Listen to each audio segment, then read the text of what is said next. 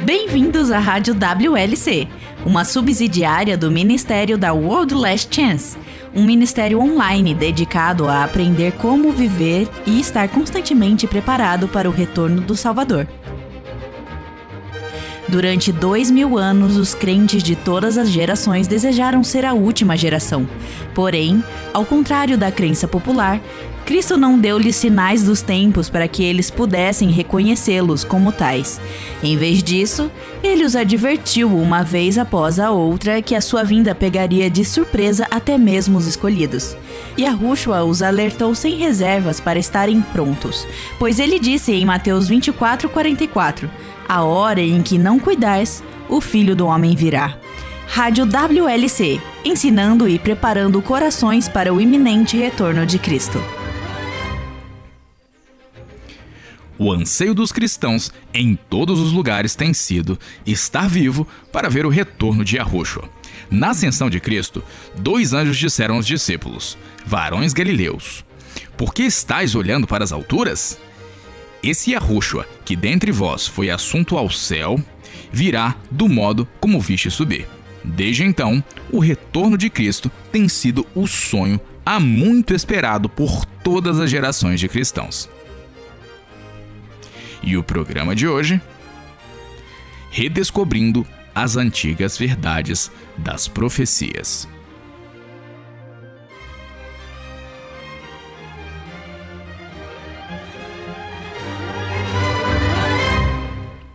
Nós temos pregado muitos sermões sobre esse tema e mesmo cantado exaustivamente. Livros, tanto teológicos quanto de ficção, foram escritos sobre o tempo de angústia que é amplamente esperado para ocorrer pouco antes do retorno do Salvador. E a WLC tem também se firmado neste propósito. Nós temos produzido artigos, vídeos incríveis e até mesmo dezenas de programas de rádio com foco no cumprimento futuro da profecia e como pensávamos que essas várias profecias seriam cumpridas. Mas nós estávamos errados. Olá, eu sou Cris Deluca e você está ouvindo a Rádio World Last Chance, onde cobrimos uma variedade de tópicos relacionados às escrituras, como profecias, crenças bíblicas, o amor de uma forma prática e ensinamos a todos de como se preparar e estar em alerta constante para o iminente retorno de Yahushua, quer por meio da morte ou até mesmo se estivermos vivos em face de sua vinda a essa terra. Hoje, o Will Santos vai explicar as diferenças entre o historicismo e o preterismo. E não se assuste com o que será apresentado aqui. Há uma explicação muito simples para o que será dito, mas o impacto em nossa compreensão da verdade será sem precedentes. Em nosso site, bem como em futuras transmissões de rádio, você notará uma diferença marcante em nossa posição sobre as profecias. Hoje vamos discutir exatamente qual é essa mudança e por que nossas crenças mudaram. Isso é algo que você definitivamente não vai querer perder. Depois, em nosso segmento da caixa de mensagens diárias, Will abordará o infortúnio da tristeza e do constrangimento. A tristeza é frequentemente confundida com culpa. E a vergonha ou o constrangimento pode tornar a dor ainda pior. É um problema que todos nós enfrentamos em um momento ou outro. E o que um crente pode fazer se estiver se sentindo sobrecarregado pela tristeza e a vergonha? Em seguida, a Laura Lee compartilhará conosco uma promessa para aqueles que são benevolentes. A piedade ou a benevolência é um dos mais belos atributos divinos do caráter, que significa sofrer junto com uma outra pessoa. Pode ser uma condolência dolorosa quando você vê alguém lutando ou sofrendo e se sente triste por essa pessoa, ou seja, você é empático. A sensibilidade que se tem é uma profunda consciência de sofrimento de outra pessoa, combinada com um desejo sincero de ajudar a aliviar seu sofrimento. É esse o desejo e o plano que o Pai tem para cada um de nós. E como nós, humanos caídos, podemos refletir sua imagem aos outros. Will, vamos falar sobre historicismo e o preterismo. Mas antes de entrarmos neste assunto, propriamente dito, você poderia definir esses termos para nós? O jargão teológico técnico não é algo que normalmente gostamos de usar. E então, o que esses termos significam? Bem, eles têm a ver com profecias, mais especificamente quando se entende que a profecia foi ou chegará ao seu cumprimento literal. A escola de pensamento historicista busca indivíduos e eventos específicos e até mesmo nações específicas para explicar vários símbolos usados nas Escrituras. Acredita-se que as profecias bíblicas descrevem em seus mínimos detalhes os eventos do passado, do presente e do futuro. Então não se deixe enganar pelo rótulo de historicismo. Os historicistas dirão que há muitas profecias ainda a serem cumpridas. Você poderia dizer que o termo significa simplesmente que a profecia descreve a história, tanto as que já ocorreram quanto as futuras? Sim, é exatamente dessa forma. A WLC tem sido tradicionalmente historicista e grande parte do nosso conteúdo tem sido focado nas profecias. Nós dizíamos coisas como: a profecia é o presente de Yah para a última geração, e Yahweh quer que saibamos o que vai suceder. E é para esse fim que ele nos legou as profecias. E embora o historicismo reconheça que algumas profecias já foram cumpridas, há uma ênfase tremenda nas profecias que eles esperam que sejam cumpridas no futuro. Por outro lado, o preterismo afirma que todas as profecias já foram cumpridas, e por sua vez o preterismo parcial afirma que a maioria delas já foram cumpridas, deixando apenas algumas ainda futuras. Mas o preterismo não é nada comparado com a quantidade de profecias que o método historicista afirma que ainda não foram cumpridas. Will, deixe-me apenas lembrar os nossos ouvintes de que aqui na WLC, os membros da equipe vêm de uma variedade de origens denominacionais, mas a maioria de nós foi criado em denominações que eram fortemente historicistas. Correto, Chris. E, infelizmente, essa formação teológica nos deixou um triste legado e que ainda nos acompanhará por longos anos. Assim como a verdade se constrói sobre si mesma, o erro também. Leva tempo para desfazer uma parafernália de doutrinas que foram construídas sobre erros, suposições e tradições de homens.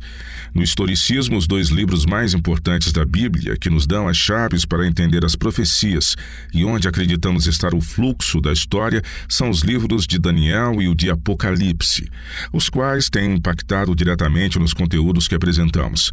Tivemos artigos e programas de rádio sobre o Rei do Norte, como também artigos e programas de rádio sobre o Rei do Sul, além do Rei Obstinado. Isso tudo foi extraído do livro de Daniel. Apresentamos também conteúdos relacionados às igrejas e os selos do Apocalipse, bem como sobre as trombetas. Sem mencionar as bestas do Apocalipse. Sim, as bestas de Daniel e do Apocalipse. A imagem e a marca da besta, assim como a imposição de sua marca e muito mais. Acho que é mistério dizer que temos sido observadores das bestas. Você não concorda comigo, Will? Acho que você tem razão. Os membros da equipe que trabalham em nosso site têm estado bastante ocupados, suprimindo centenas de artigos e cursos, vídeos e programas de rádio que agora sabemos estarem contaminados com erros historicistas. E creio que já passou da hora de volvermos nossos olhos para o Cordeiro e as verdades que ele ensinou, em vez do entendimento que impusemos às Escrituras. O historicismo tem sido uma barreira, ou se preferir, uma venda, nos impedindo de ver o que Yahushua realmente ensinou sobre seu retorno. E é bastante surpreendente porque sempre soubemos o que ele havia dito. Nós até citamos várias de suas falas, mas é como se não estivéssemos crendo em suas palavras. É verdade. O historicismo traz luz a muitas das assertivas mais claras que Cristo fez sobre seu retorno. Também abriu nossos olhos para o que realmente significava 3 outros capítulos das Escrituras que são Mateus 24, Marcos 13 e Lucas 21. No passado acreditávamos e ensinávamos que nesses capítulos Yahushua ministrava sobre a destruição de Jerusalém e o fim deste mundo. Na verdade, se olharmos algumas Bíblias, os editores adicionaram subtítulos a esses capítulos, que os mesmos contemplam a destruição de Jerusalém e o fim do mundo. E foi assim que aprendi de como as coisas funcionavam. O mesmo aconteceu comigo. Mas depois de voltar e ler cuidadosamente tudo no contexto, ficou muito claro que Cristo estava, na verdade, falando apenas sobre a destruição de Jerusalém. Ele não estava colocando no mesmo contexto a destruição de Jerusalém e o fim de nosso planeta. Nós acusamos os discípulos de confundir os dois, mas fomos nós que fizemos isso. Irônico, não é mesmo? Will, você diria que essas verdades são um ponto de salvação? Não tenho dúvidas. Sério? Devo confessar que não esperava que fosse. Na verdade, não há tantas coisas assim que eu consideraria como sendo ponto de salvação. E por que você diz que são? Apegar-se ao erro é sempre perigoso. Como acabamos de dizer, assim como a verdade se constrói sobre si mesma, o erro também. Como você viu em discussões que tivemos há algumas semanas atrás, abandonar o erro do historicismo trouxe mudanças enormes e verdadeiramente desastrosas para as nossas crenças. Eu digo que essas são sim ponto de salvação, porque o historicismo influenciou nossas crenças no passado de tal forma que fomos impedidos de entender diversas lições muito claras de Cristo no Apocalipse. E não apenas no Apocalipse, mas também entrelaçadas nos Evangelhos, e particularmente em suas palavras a Pedro, André, Tiago e João, quando ele estava falando sobre a destruição de Jerusalém, conforme registrado em Mateus 24, Marcos 13 e Lucas 21. E não somos só nós. Qualquer um que baseie sua interpretação das profecias em uma fundação historicista perderá alguns ensinamentos muito importantes. Quando você impõe uma interpretação historicista sobre essas passagens, você perde advertências muito claras que Cristo faz e às quais precisamos ter uma atenção redobrada. Veja, nós estivemos tão ocupados procurando e observando os sinais dos tempos que negligenciamos completamente o que Cristo disse que realmente aconteceria no período próximo ao seu retorno. E isso é muito sério. Então, você está dizendo que o historicismo contradiz os ensinamentos de Cristo? Sim, estou. Esta verdade vai contra as declarações muito claras que ele fez e é tão contrário à verdade que, embora tenhamos lido essas referências antes, ou nós as entendíamos ou não percebíamos seu significado. Eu falei sobre as mudanças bastante catastróficas que elas tiveram sobre nossa compreensão das Escrituras, das profecias e tantas outras. Mas a verdade é que descartar o erro e substituí-lo por verdades absolutas é uma experiência incrível. Eu diria que também é muito difícil de realizar essa permuta. É óbvio que é difícil, é muito difícil. Quando você faz esse tipo de mudança em suas crenças, você tem que voltar e reexaminar todas elas novamente, porque você acaba descobrindo que mais áreas foram afetadas do que você imaginava. Mas ainda assim, pessoalmente, por mais difícil que seja, eu ainda acho isso fascinante. Não tem preço. É emocionante aprender sobre uma nova luz e é empolgante adquirir uma compreensão mais clara da verdade. Realmente é. Abra Cris em Isaías 58. Este é um capítulo fascinante que tem como foco específico os crentes como um todo. O que o versículo 1 diz? Tá. Clama a plenos pulmões. Não te detenhas. Ergue a voz como a trombeta e anuncia ao meu povo a sua transgressão e à casa de Jacó os seus pecados. Não gostamos que os nossos pecados sejam apontados, pois não é nada divertido. Gostamos de nos esquivar e dizer, isso é só para os judeus que estavam sempre brigando por coisas que não eram salutares. Mas nós somos diferentes deles. Este capítulo é um chamado para nos achegarmos a Yahuwah e adorá-lo com mais do que as palavras de nossas bocas, e sim com as ações de nossas mãos e todo o nosso coração e alma.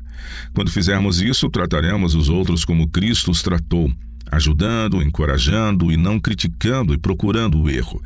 Você poderá, querido ouvinte, ler mais tarde o capítulo inteiro e perceberá que esta é uma descrição da religião verdadeira.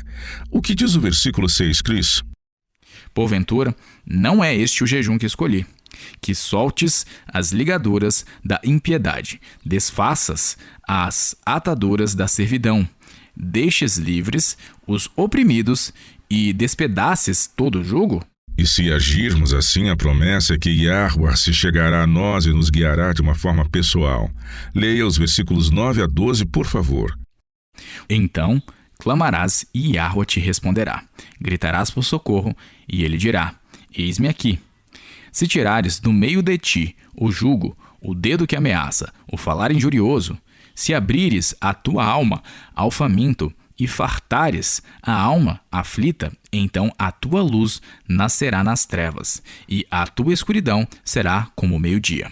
Yahweh te guiará continuamente, fartará a tua alma até em lugares áridos e fortificará os teus ossos. Serás como um jardim regado e como um manancial cujas águas jamais faltam. Os teus filhos edificarão as antigas ruínas, levantarás os fundamentos de muitas gerações e serás chamado reparador de brechas e restaurador de veredas, para que o país se torne habitável. Não é fácil seguir a verdade onde quer que ela te guie. Isso exige estar disposto a deixar de lado crenças há muito acalentadas se o peso da evidência apontar para outra direção. Exige estar disposto a caminhar sozinho se necessário, ao mesmo tempo tratar aqueles que ainda não compreenderam a nova luz com a mesma gentileza e compaixão que queremos receber quando estávamos em trevas, e não com condenação e incriminação. O que tenho notado ao deixar de lado o erro herdado é o quanto temos atribuído às Escrituras coisas que não fazem sentido. Temos feito diversas suposições sem fundamentos lógicos, mas quando voltamos e lemos tudo no contexto e aceitamos exatamente como está escrito, fica muito claro e muito simples. Nós entrelaçamos suposições nas Escrituras e perdemos o foco neste ponto. Agora, o preterismo não é uma visão popular entre os cristãos. Gostamos de identificar os sinais dos tempos para saber onde nos encontramos na história desse mundo. Gostamos de identificar os sinais e dizer: ah, sim, isso já aconteceu, e então isso significa que este outro evento está prestes a acontecer. Mas se deixarmos de lado todas essas suposições que misturamos com nossas interpretações das Escrituras e as aceitarmos exatamente como elas são, uma nova luz se abrirá diante de nós e isso será de grande valia para a nossa preparação para o retorno de nosso amado Mestre. No Sermão da Montanha, o Salvador afirmou que os crentes são a luz do mundo e o sal da terra. Essa declaração é sem precedentes quando as coisas estão indo bem. Mas como se manter sendo sal e luz ao lidar com situações que nos tiram o sono ou, pior, conviver com aqueles que nos provocam a ira? Na verdade, se de fato todas as coisas cooperam para o bem daqueles que amam a Yahweh, porque o Pai permite tais pessoas e circunstâncias em nossas vidas onde, muitas vezes, a única coisa que elas fazem é causar estragos ou trazer estresse? Essas são perguntas que fazem todo o sentido. Se você já se perguntou como responder de uma forma que honre a Yahweh, você vai querer se juntar ao Chris e ao Will ao eles explorarem esse tópico, no programa de rádio de número 219 intitulado Filhos do Nosso Pai que está nos céus. Aprenda o que significa em um nível prático ser filho do Pai Celestial. Procure por Filhos do Nosso Pai que está nos céus. Você poderá encontrá-lo em nosso site e no YouTube. Vamos continuar, Chris. O historicismo contradiz os ensinamentos de Cristo de duas maneiras muito importantes. A primeira é que essa visão levou milhões de crentes de todas as eras a esperar pela segunda vinda em seus dias.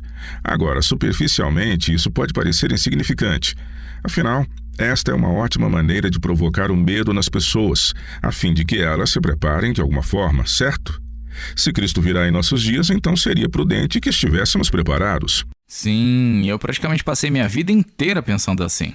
O problema é que essa crença teve consequências muito devastadoras. As pessoas têm se concentrado mais em observar os sinais do retorno de Cristo do que em viver suas vidas de uma forma que glorifique a Yah. E eu digo isso como alguém que passou a vida fazendo isso, sempre estudando os sinais dos tempos e sempre convencido de que isso indicaria que o retorno de Cristo estava iminente. Algumas pessoas até marcaram datas. Minha sogra faz isso. Ela está convencida de que Yahushua retornará nos próximos 18 meses. Sim, literalmente nos próximos 18 meses. E ela tem essa mesma convicção há anos. E as pessoas fazem isso há décadas. Existe até um termo para isso, milenarismo ou febre milenar. Havia expectativas de que Cristo retornaria em 600 da Era Comum e que depois mudou para o ano 2000, ou um pouco depois dessa data. Sim, eu lembro de todo o rebuliço que foi feito com o chamado Y2K, que quer dizer ano 2000. Mas teve a versão YK 1000 anos antes do Y2K? Não na mesma medida que houve na década de 1990, antes de 2000, mas definitivamente houve momentos em que os crentes esperavam que ele retornasse. E quando isso não se tornou uma realidade, o que você acha que aconteceu? Eles foram em busca de encontrar uma outra data para esse evento, propriamente dito? Foi exatamente isso o que aconteceu. E essa busca foi travada por diversas vezes. Embora seja verdade que algumas pessoas perdem a fé, digamos assim, quando um fato como esses não se concretiza, uma outra parte ainda encontra forças para apontar uma nova data e basear suas convicções. Foi isso que aconteceu na década de 1830. Um americano chamado William Miller convenceu-se de que Cristo retornaria em 1843. À medida que as notícias sobre suas descobertas advindas do livro de Daniel espalhavam-se, mais e mais pessoas abraçaram a crença de que Cristo retornaria em breve. Eles começaram mais veementemente o que havia descoberto. Ela espalhou-se pelo mundo, embora fosse predominantemente pregada na Europa e na América do Norte. Ficou conhecido como movimento millerita. Quando Cristo não veio em 1843, eles estudaram um pouco mais e, para seu enlevo, descobriram um antigo calendário bíblico e, usando-o, eles chegaram à data de 22 de outubro de 1844 como o dia para o retorno de Cristo. Algumas pessoas não doaram seus pertences, seus animais, etc., porque acreditavam que Yahushua estava retornando naqueles dias? Sim, e eles nem mesmo colheram suas plantações. Por que deveriam, se Cristo estava às portas? Bem, obviamente ele não veio como esperado, mas em vez de reconhecer que o problema estava no método historicista de interpretação profética e descartá-lo, muitos deles dobraram suas apostas. Várias denominações foram formadas e continuaram a construir crenças doutrinárias com base neste método incorreto de interpretação bíblica. A Igreja Adventista do Sétimo Dia não surgiu a partir desse período? Sim, foi. Com mais de 22 milhões de membros em todo o mundo, essa é a maior denominação que surgiu a partir desse fato histórico. Mas há outras. A denominação cristã do Advento cresceu a partir do movimento millerita, assim como a Igreja de Deus, entre outras. É algo um tanto difícil de conceber. Em vez de aprender com seus erros, eles os perpetuaram. Suas doutrinas, construídas sobre esse método errôneo de interpretação profética, impediram literalmente milhões de pessoas ao redor do mundo de entender corretamente não apenas o livro do Apocalipse, mas também as advertências muito claras de Cristo sobre o seu retorno. Marcar datas é uma linha muito sedutora do estudo profético. Assim, como observar os sinais dos tempos? Você pode ler as manchetes dos jornais e estar em paz porque faz suas devoções matinais, uma vez que você vê muitos indicadores para apoiar sua crença de que o retorno de Cristo é iminente. Nem todos os cristãos que seguem o método historicista de interpretação profética envolvem-se em definir datas, mas tanto a definição de datas quanto o método historicista indubitavelmente levam a outras áreas que contradizem os ensinamentos de Cristo, que nesse caso seria ficar de olho nos sinais dos tempos. Nós já mencionamos isso, mas eu gostaria de expandi-lo um pouco mais. Como você disse, Chris, você pode ler as notícias que envolvem nosso mundo e pensar que uma vez que você faz suas devoções matinais todos os dias, você está pronto para a segunda vinda do nosso Salvador, porque cada notícia desconcertante que os noticiários propagam são apenas evidências de que Cristo está às portas. Mas o problema é que ler ou ouvir os noticiários não é o mesmo que ler as Escrituras. Você poderia repetir o que você acabou de dizer? Eu percebi isso acontecendo com uma pessoa de minha família. Todas essas evidências fizeram com que ela se tornasse uma pessoa bastante negativa. Quanto piores as notícias que ela escuta ou lê, e piores os relatos de maldade e sofrimento, mais certa ela fica de que Jesus virá em breve para dar um basta em tudo. Uma de suas evidências favoritas é afirmar repetidamente, até a exaustão, de quantas crianças morrem de fome todos os dias. Ela calculou quantas morrem a cada X minutos, e isso é muito deprimente. Um dia, minha esposa, que é muito empática, ficou frustrada ao ouvir essa estatística de partir o coração usada mais uma vez e perguntou a essa parente: por que você está sempre falando sobre isso? Isso me soa como se você estivesse gostando de tudo isso. É bastante triste, mas não há nada que eu possa fazer para te ajudar. E qual foi a resposta dela? Ela disse: bem, esses são os piores exemplos que consigo ver acontecendo todos os dias. Isso só mostra que Jesus está voltando em breve para dar um basta, porque as coisas não podem piorar mais do que já está. A questão é que as coisas podem piorar, e muito, na verdade, já pioraram. Quando olhamos para o sofrimento que ocorreram na China durante a Revolução Cultural, para as fomes terroristas de Stalin, a maneira como os soldados soviéticos enterravam cristãos vivos, a fome em Bengala, na Índia, em 1943, o genocídio armênio, o genocídio dos Tutsis em Ruanda, em 1994, que até mesmo os cristãos se juntaram para massacrar seus compatriotas. Sabemos que pode piorar, porque já piorou. Sem contar que estamos considerando somente os últimos 100 anos em torno desse período. Você disse que esse tipo de observação dos sinais dos tempos transformou essa parente em uma pessoa negativa? Sim, mudou para o pior. Ao focar constantemente no lado escuro, no negativismo e no mal que circunda o mundo, ela se tornou uma pessoa muito amarga.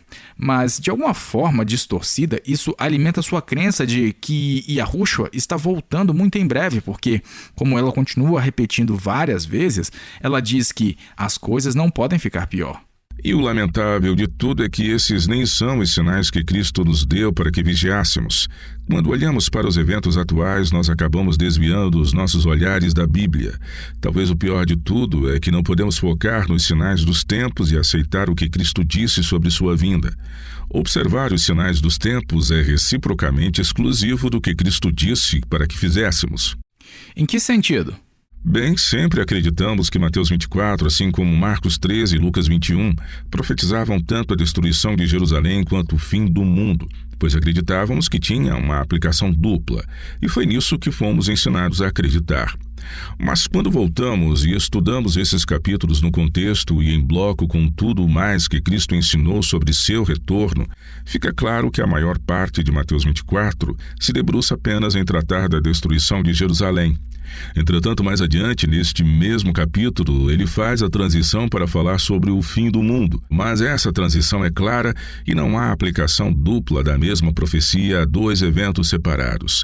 Quando olhamos para a totalidade do que Cristo disse sobre o seu retorno, há um ponto que fica muito claro, que é seu retorno que se daria quando ninguém estaria o esperando, ou seja, pegaria todos de surpresa. E poderíamos, Will, tirar alguns minutos e dar uma olhada em algumas dessas passagens? Isso é o oposto de tudo que você e eu fomos orientados a acreditar em certas coisas. Achávamos que se apenas prestássemos atenção nos sinais dos tempos e se apenas conhecêssemos as profecias, poderíamos ter uma boa ideia de quando Cristo retornaria. Nós não sabíamos o que não sabíamos. Vamos então seguir em frente e começar com Mateus 24. O capítulo começa com os discípulos já sabedores de que Jerusalém seria destruída sem ficar pedra sobre pedra. Eles queriam saber quando isso aconteceria, e a maior parte do capítulo é dedicada a isso. Mas no versículo 36, ele muda para falar sobre a segunda vinda. E Chris, enquanto você lê esta passagem, preste atenção ao que Cristo disse quais seriam os sinais de seu retorno. Mas, a respeito daquele dia e hora, ninguém sabe, nem os anjos dos céus, nem o Filho, senão o Pai. Ok, mas aqui não diz que ninguém jamais saberia ou que não poderíamos saber quando a vinda de Cristo estaria próxima. Diz sim, continue lendo. Pois assim, como foi nos dias de Noé, também será a vinda do Filho do Homem. Porquanto, assim, como nos dias anteriores ao dilúvio comiam e bebiam, casavam e davam-se em casamento, até ao dia em que Noé entrou na arca, e não o perceberam, senão quando veio o dilúvio e os levou a todos. Assim será também a vinda do Filho do Homem. E não o perceberam, senão quando veio o dilúvio e os levou a todos. Assim será também a vinda do Filho do Homem. Mas isso não se refere aos perdidos? Não, continue lendo. Pule os próximos 2 versículos, pois algumas pessoas os usam para tentar provar sobre algum tipo de arrebatamento secreto. E como abordamos em um outro programa, essa é uma interpretação errônea desses versículos. Comece com o verso 42 e veja se há algo aqui que indique que apenas os perdidos serão pegos de surpresa. Veja se há algo que indique que os justos saberão quando ele virá. Portanto, vigiai, porque não sabeis em que dia vem o vosso Senhor. Mas considerai isto: se o pai de família soubesse a que hora viria o ladrão, vigiaria e não deixaria que fosse arrombada a sua casa. Por isso, ficai também vós apercebidos, porque a hora em que não cuidais, o Filho do Homem virá. Não há nada que indique que os justos saberão quando Cristo irá voltar. Pelo contrário, aqui no versículo 42 diz: portanto, porque não sabemos, vigiai. Porque qual motivo? Porque não sabeis em que dia vem o vosso Senhor. E essa informação é repetida em todas as parábolas de Cristo que falam sobre seu retorno.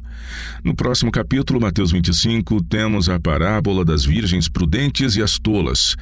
Esta parábola, assim como várias outras, revela que haveria um atraso e que os que o estavam esperando não estariam certos disso. Este é um ponto importante a considerar. Mas como não temos tempo para ler a parábola inteira, vamos ler apenas os primeiros 5 versículos de Mateus 25.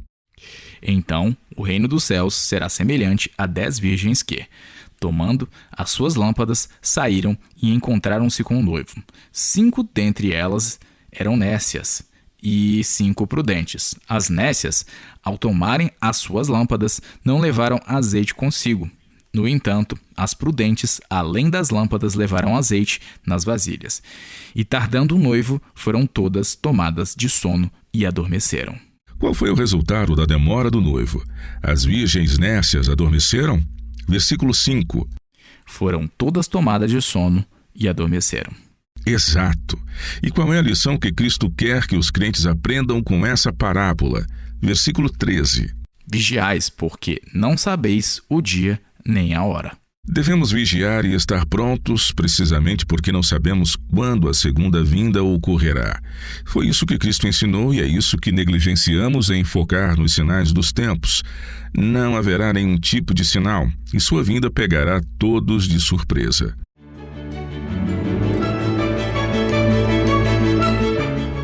Você está ouvindo a rádio World Last Chance, rádio WLC, ensinando e preparando corações para o iminente retorno de Cristo.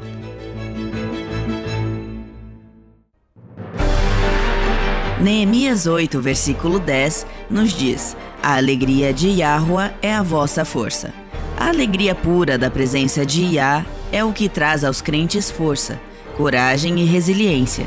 E se você quer usufruir da paz que excede o entendimento, e se você quer força para vencer as provações e perseverar nos momentos mais difíceis dessa vida, e se você quer a paz e a alegria que advém com a presença de Yah, então é importante aprender a viver na presença divina em todos os momentos.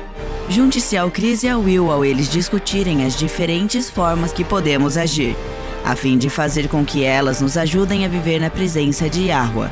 Procure pelo programa de rádio transmitido anteriormente intitulado Vida em Yah. Você, querido ouvinte, poderá encontrá-lo em nosso site ou no YouTube. Mais uma vez, o título é Vida em Yah, programa número 42. Aprenda a viver na presença de Yahua em seu dia a dia e em todos os momentos. Sua vida nunca mais será a mesma se você abraçá-la e viver na presença de seu amoroso Pai Celestial.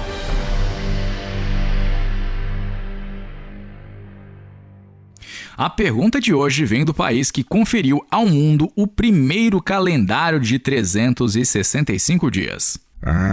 Roma, Itália. Eu sei que todos os calendários antigos usavam a lua para definir os meses do ano. Mas o ano lunar tem apenas 354 dias, em vez dos 365 do ano solar. Você está no caminho certo, mas não foram os romanos que nos facultaram o primeiro calendário de 365 dias. Foram os antigos egípcios. Eles tinham 12 meses e cada um continha 30 dias.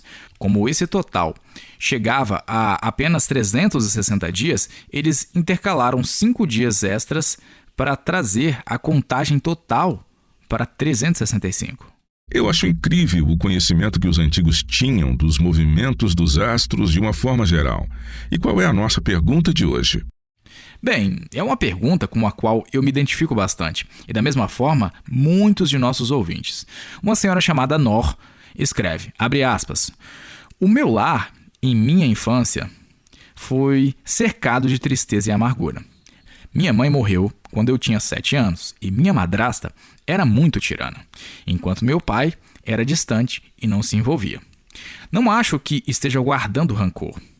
Apesar disso, anos atrás fiz a escolha consciente de perdoá-los, mas me sinto envergonhada porque ainda estou magoada com palavras e ações que sofri daquele período.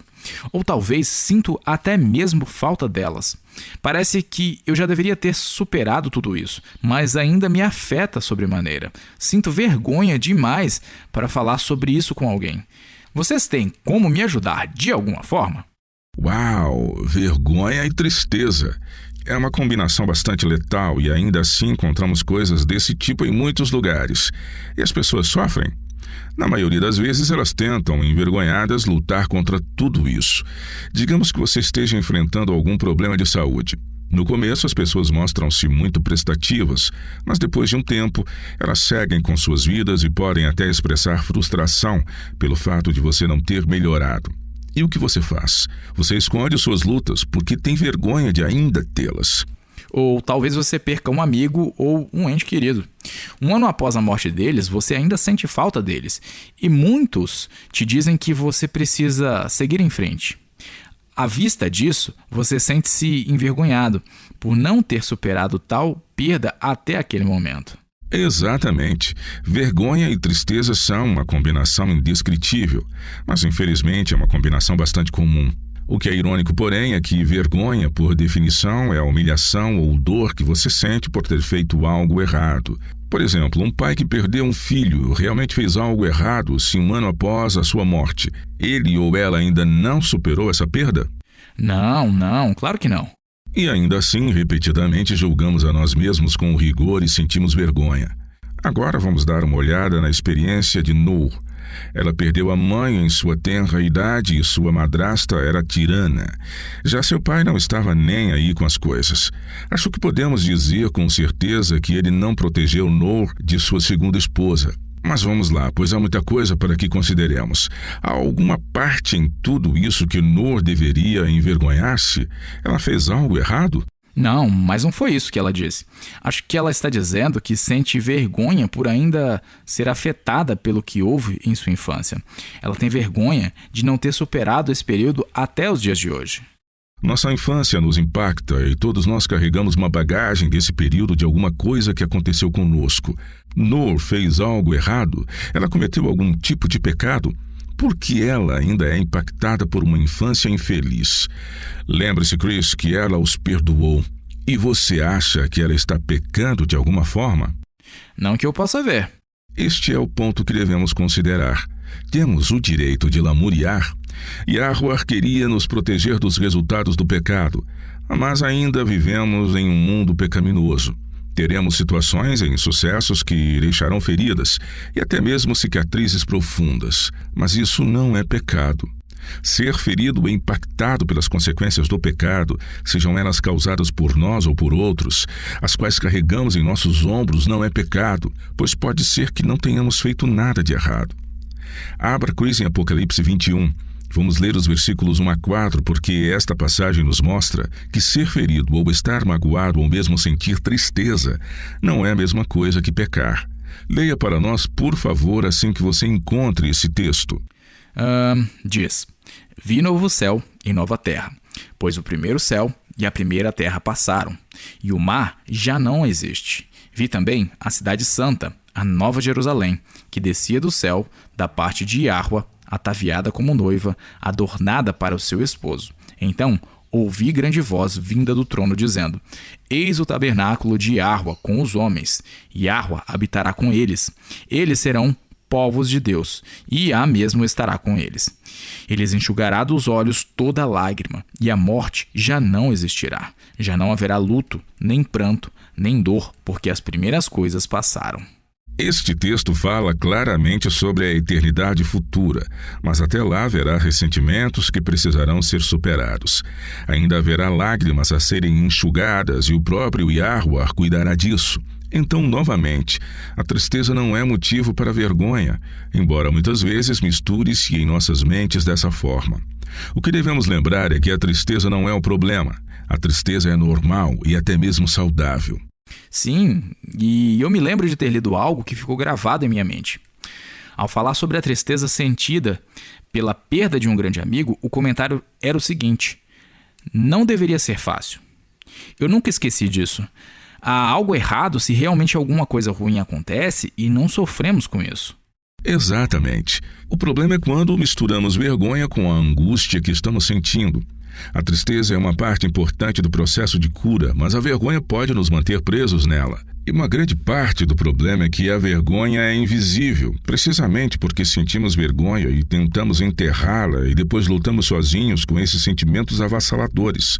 E muitas vezes os conselhos que damos um ao outro, como olhe para o lado positivo, ou ela está em um lugar melhor, ou seja lá o que for, são todas falas baseadas na vergonha. Elas fazem a pessoa sentir como se não tivesse o direito de sofrer, e é isso que impede de continuar o processo de cura. Esse é um bom ponto. Meu irmão e minha cunhada perderam um bebê quando ela estava grávida de 6 meses. Uma das coisas mais dolorosas e inútil que lhes disseram foi quando o pai da minha cunhada disse-lhes: eu não estou brincando.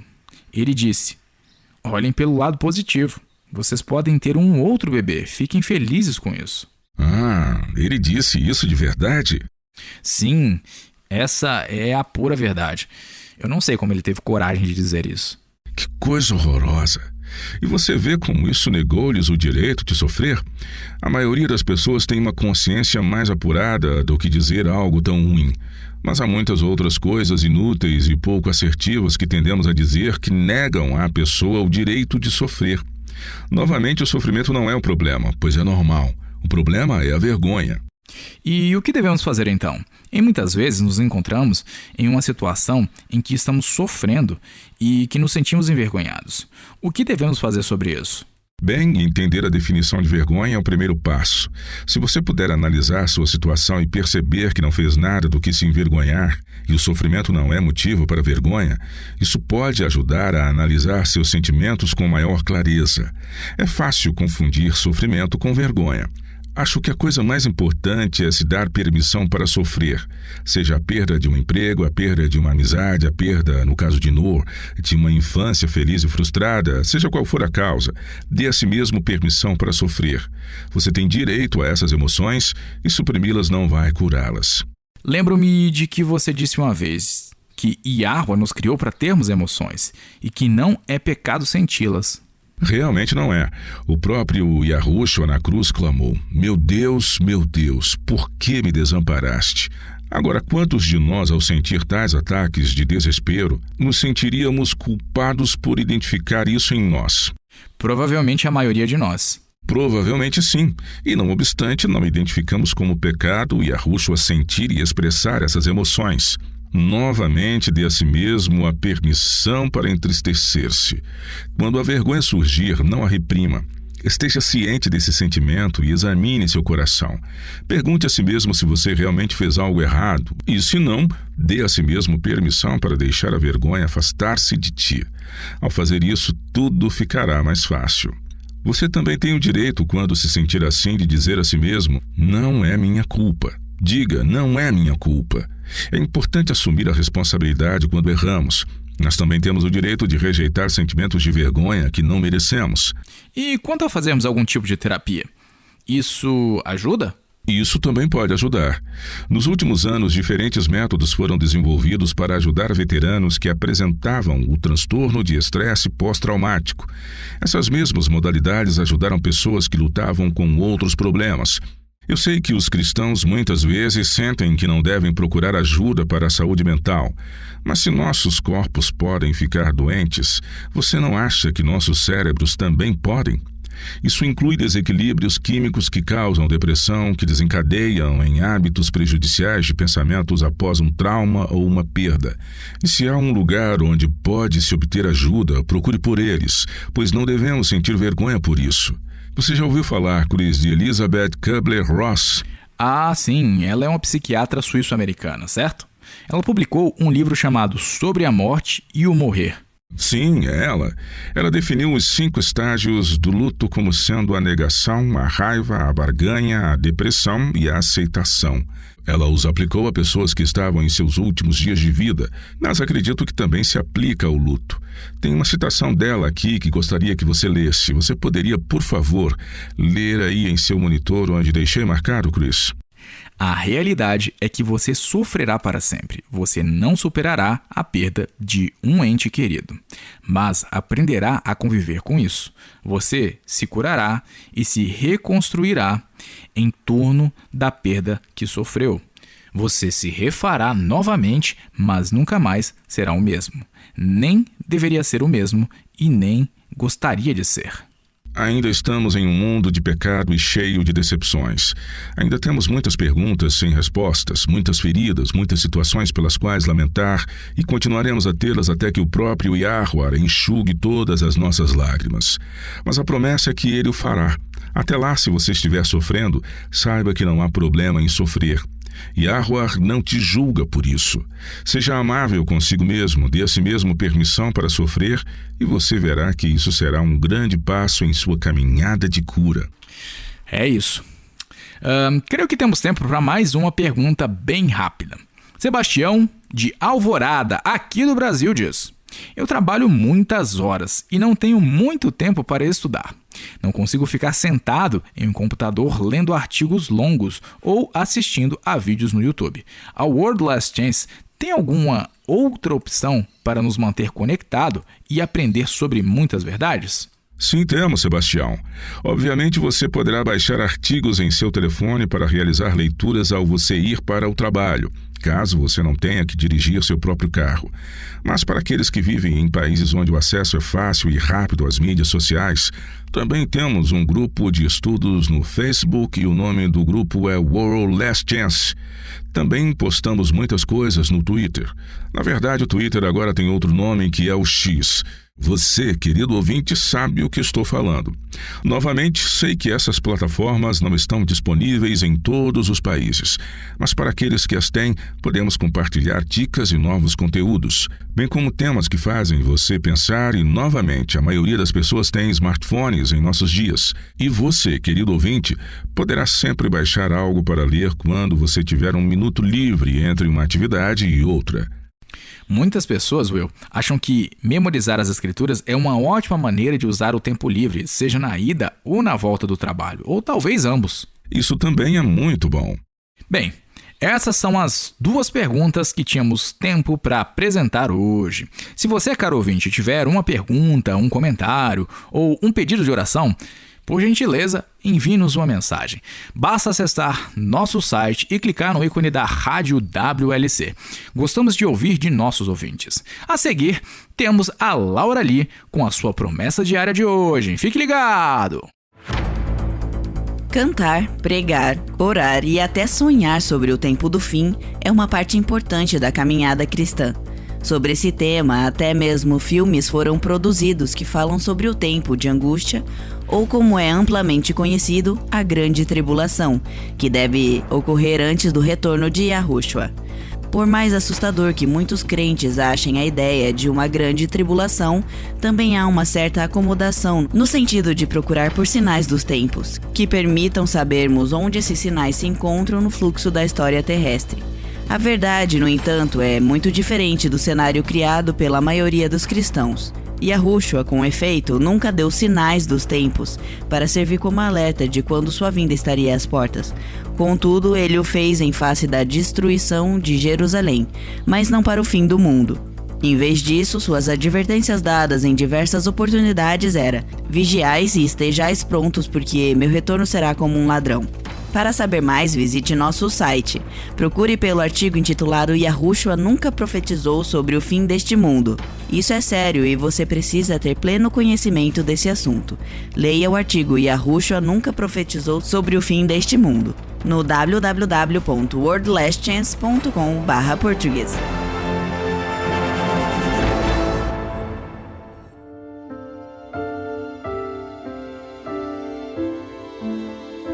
Olá, eu sou a Laura Lee com sua promessa diária da palavra de Yah. Qualquer um que já tenha dirigido no trânsito na hora do rush e qualquer um que já tenha tentado chegar a um compromisso no horário em um trânsito caótico sabe o quão estressante é. Não é apenas irritante, mas é desafiador ficar sentado e dirigir sem praticamente sair do lugar. Isso também tira a nossa paciência. Às vezes, os ânimos entre motoristas se exaltam e não é uma situação em que se pode esperar por gentilezas, benesses ou mesmo tolerância de estranhos. Esta foi a situação em que Cristália Marie foi confrontada em uma tarde, quando teve que dirigir pelo centro de Houston, Texas, na hora do rush. A rodovia interestadual I-10 circunda o centro de Houston em uma grande extensão, e centenas de veículos entram nesta mesma rodovia, advindos de outras partes da região. Quando Cristália estava se aproximando para sair de tal rodovia, ela deparou-se com uma área de construção que deixava o tráfego ainda mais lento, estreitando 4 faixas para apenas 2. Ela então percebeu que se atrasaria para seu compromisso. E como não havia nada que pudesse ser feito, ela aumentou o volume do rádio e começou a cantar junto com a música que estava tocando, enquanto os outros motoristas ao seu redor xingavam e tentavam passar um ao outro, bem como buzinavam freneticamente. Bem à frente, Cristália viu um caminhão parado no lado direito da rodovia.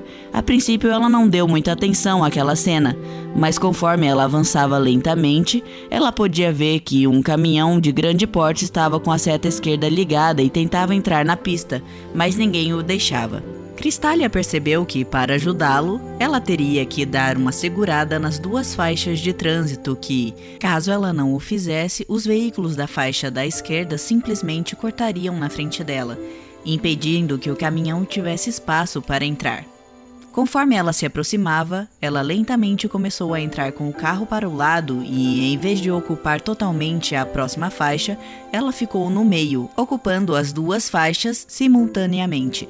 Assim, ela parou bem atrás do caminhoneiro. Ela deu sinal de luz para que ele entrasse na rodovia em sua frente. Um buzinaço prontamente foi ouvido bem atrás dela enquanto o motorista do caminhão direcionava seu enorme veículo para dentro da rodovia. De repente, o motorista do caminhão parou seu veículo, abriu a porta, se pôs de pé no degrau superior da lateral do caminhão, virou-se para Cristália, tirou o chapéu de cowboy que estava usando e fez a posição de reverência e gratidão pelo que ela havia feito. As buzinas silenciaram. Quando ele se virou, voltou para dentro de seu caminhão e seguiu em frente. Foi um pequeno ato de gentileza da parte de Cristália que fez uma grande diferença para um homem, preso na beira da estrada e incapaz de voltar à pista, até que alguém se importasse e mostrasse compaixão por sua situação. Em Colossenses 3,12, Paulo exorta os crentes como um povo escolhido de Yahuwah para ser santos e amados, de ternos afetos de misericórdia, de bondade, de humildade, de mansidão e de longanimidade. São nas pequenas coisas e nas pequenas gentilezas do dia a dia que os crentes podem revelar mais e mais o caráter de Yahuwah neste mundo. Não precisa ser um grande gesto. Pode ser tão simples quanto reservar um momento para segurar a porta para alguém que está vindo atrás de você. Pode ser um sorriso ao ver uma mãe impaciente, ao tentar acalmar um bebê que não para de chorar. Pode ser gastar uma meia hora para ajudar um vizinho que está limpando seu quintal, ou mesmo oferecer o braço para ajudar uma pessoa idosa a atravessar a rua. Essas são as maneiras pelas quais os raios da luz do amor de Yahuwah brilham no nosso mundo hoje. Na carta de 2 Coríntios capítulo 1, versículos 3 e 4 diz: Bendito seja o Deus e Pai de nosso Senhor Yahushua Cristo, o Pai de misericórdias e Deus de toda consolação. É Ele que nos conforta em toda a nossa tribulação, para podermos consolar os que estiverem em qualquer angústia, com a consolação com que nós mesmos somos contemplados por Yahuwah. Recebemos grandes e preciosas promessas, vá e comece a reivindicá-las.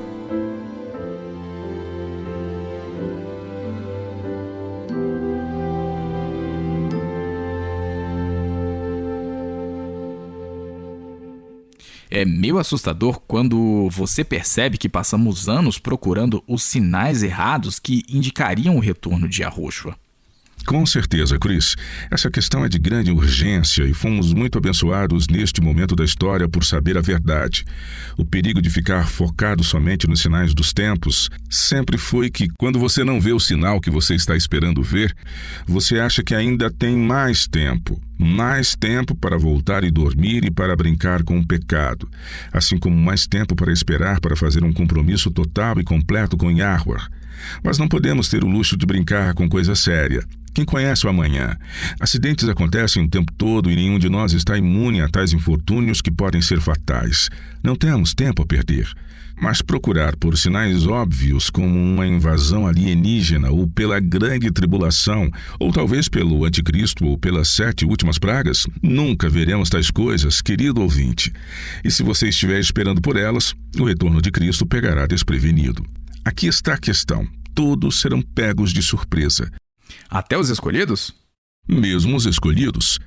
Mas se estivermos preparados, isso não acontecerá conosco. Mas, Chris, creio que você se afastou de sua pergunta original. Você perguntou se os crentes seriam pegos de surpresa, e eu disse que sim, porque foi isso que Cristo disse. Lembra do que você leu em Lucas 12, versículo 40? E Yahushua disse: ficai também vós apercebidos. Por quê? Porque a hora em que não cuidais, o Filho do Homem virá. É por isso que devemos estar prontos. É por isso que devemos estar preparados. Estar preparado não é a mesma coisa que não ser pego de surpresa. Estar preparado é necessário porque seremos pegos de surpresa. Então, a questão é estar preparado em vez de ser capaz de saber quando ele retornará, para que você não seja pego desprevenido. Exatamente. Dizer que os crentes não serão pegos de surpresa vai contra o que Yahushua disse. Devemos estar prontos porque ele voltará quando não estivermos esperando. Devemos estar prontos porque vai haver um retardo. Devemos estar prontos porque durante esse retardo todos cochilam e dormem. Isso realmente não faz sentido para mim. Como você pode estar preparado e ainda cochilar e dormir durante esse retardo? Isso não é condicional. Não de acordo com Cristo. Por exemplo, a parábola das virgens prudentes e as nécias. Ele fez questão de afirmar que todas elas cochilaram e dormiram. E ainda assim, quando o grito foi ouvido, o noivo se aproxima, saiam para encontrá-lo. As virgens prudentes estavam preparadas? Ah, sim, na verdade elas estavam. Elas tinham óleo extra consigo e, apesar de terem adormecido, elas fizeram os preparativos necessários. E é isso que podemos fazer também, especialmente agora que não há sinais visíveis para que observemos. Podemos voltar nossa atenção agora e estar prontos espiritualmente quando ele retornar, ou mesmo se baixarmos à sepultura antes que ele retorne. E isso muda todo o foco, não é verdade?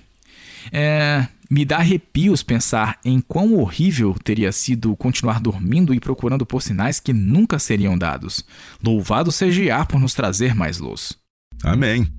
Obrigado por se juntar a nós hoje. Se você, caro ouvinte, gostou do programa que preparamos e gostaria de compartilhá-lo com amigos ou familiares, você poderá encontrá-lo em nosso site no www.worldlastchance.com/português e também no nosso canal do YouTube. Basta procurar pelo programa 251, intitulado Redescobrindo as Antigas Verdades das Profecias. Novamente, o título é Redescobrindo as Antigas Verdades das Profecias, programa número 251.